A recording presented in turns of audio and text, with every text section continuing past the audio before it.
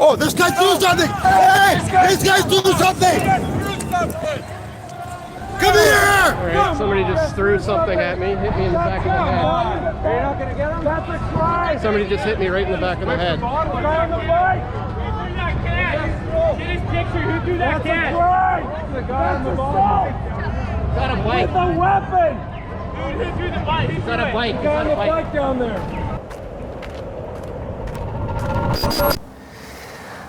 Well, it happened, ladies and gentlemen. You may recall just last week I sat in this very same spot and I made a video showing you that there were threats being made towards myself online, being threatened with physical violence should I dare go down to Vancouver to cover another protest where people are protesting these lockdown measures, the shutting down of small and medium-sized businesses across BC and Canada and across the world.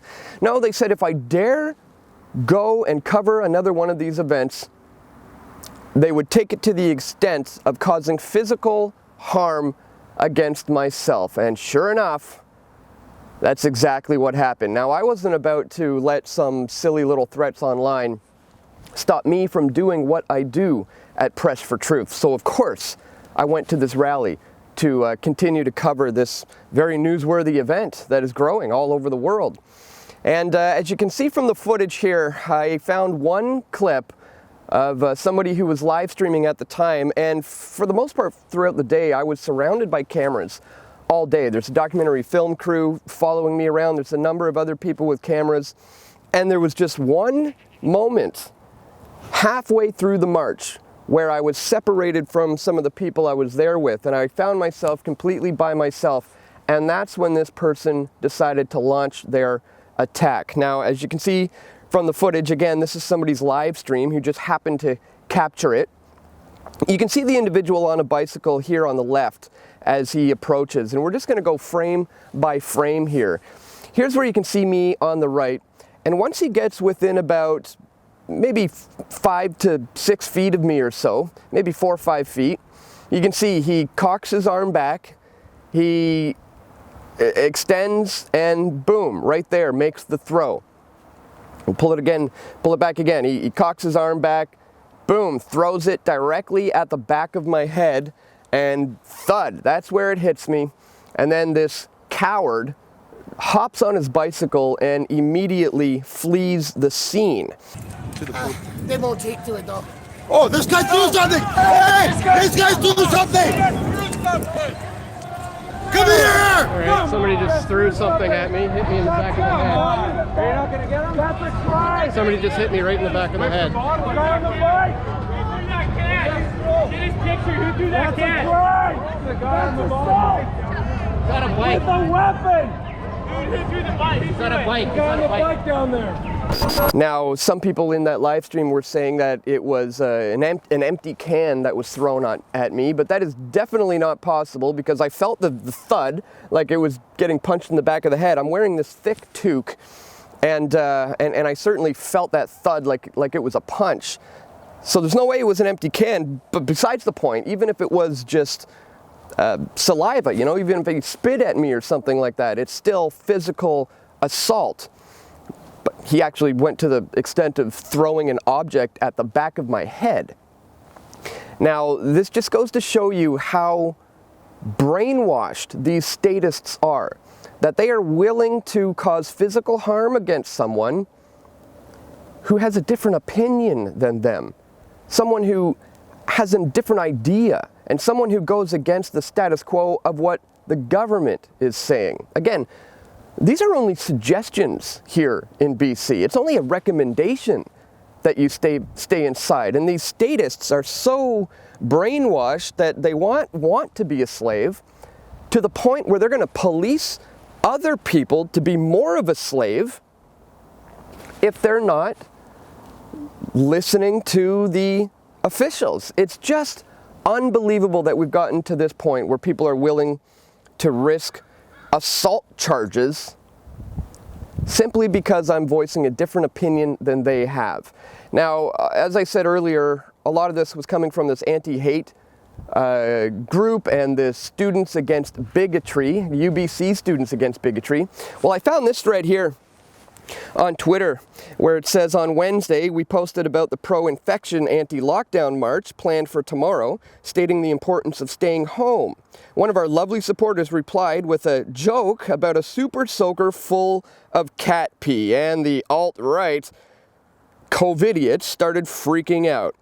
Susan Hitler-shamed Stanfield shared our page, accusing us of cat pee weaponry and stating falsely that we are known for misdemeanors.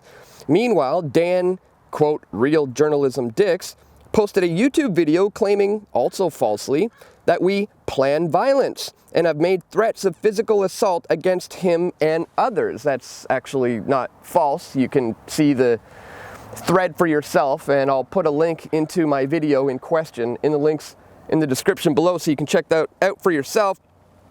They go on. Poor Dan actually took a lot of time in that video to try to gaslight us into believing that the white power hand gesture flashed behind him at a previous rally is not, in fact, a white power hand gesture. Yes, well, imagine that. I dared to say that because somebody was flashing up a hand sign that could mean A-OK, could mean the Satanist 666, could mean this 4chan trolling campaign of white power, could mean all these things, doesn't mean I'm a white supremacist. So, hey, I'm glad you watched the video. Maybe you're learning something. And they finish it off here saying, so dear followers, we can't believe we actually have to say this, but here it goes. Please don't try to fill a water gun with cat urine and spray it at these tasteless side boobs tomorrow. We're staying home to play Cards Against Humanity, and you should too. Well, guess what, guys? They didn't take your advice.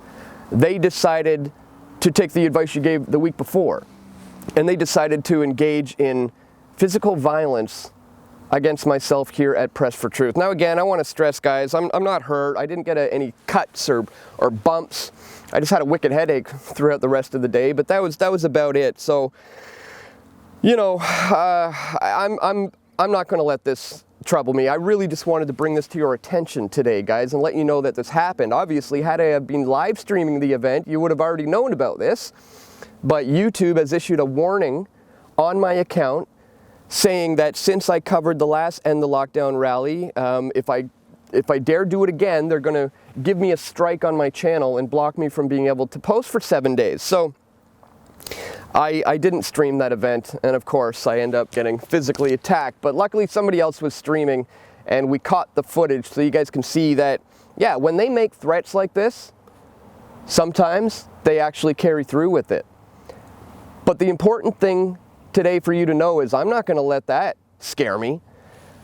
I'm not going to let these statist stooges put any kind of fear into my head when it comes to doing what I do at Press for Truth. In fact, if anything, this only empowers me to want to do this more, you know, to wake up people out there as to the clutches that the government has around your throat and can squeeze at any time, and you're sitting there letting them do it.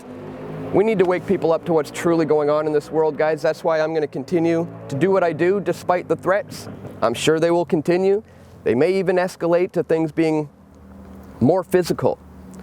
But again, I'm not going to let that stop me from bringing this information to you guys. If that's something you appreciate, guys, please click the thumbs up button. Share this video, get the information out there. That's one of the best ways that you can support this channel. If you want to financially support us, we need your help there too, because YouTube has completely demonetized this channel. So if you check the links in the description, you can find me on Patreon, you can find me on Subscribestar, you can find my Patreon alternative at pressfortruth.ca/donate. You can find our GoFundMe page. Please check it out, guys. This is getting real. I'm clearly over the target, but I'm not about to slow down. So just wanted to bring that to your attention, guys. Thanks so much for tuning in. We're going to have more video reports coming soon, God willing. This is Dan DICKS reporting for Press for Truth. We all want truth.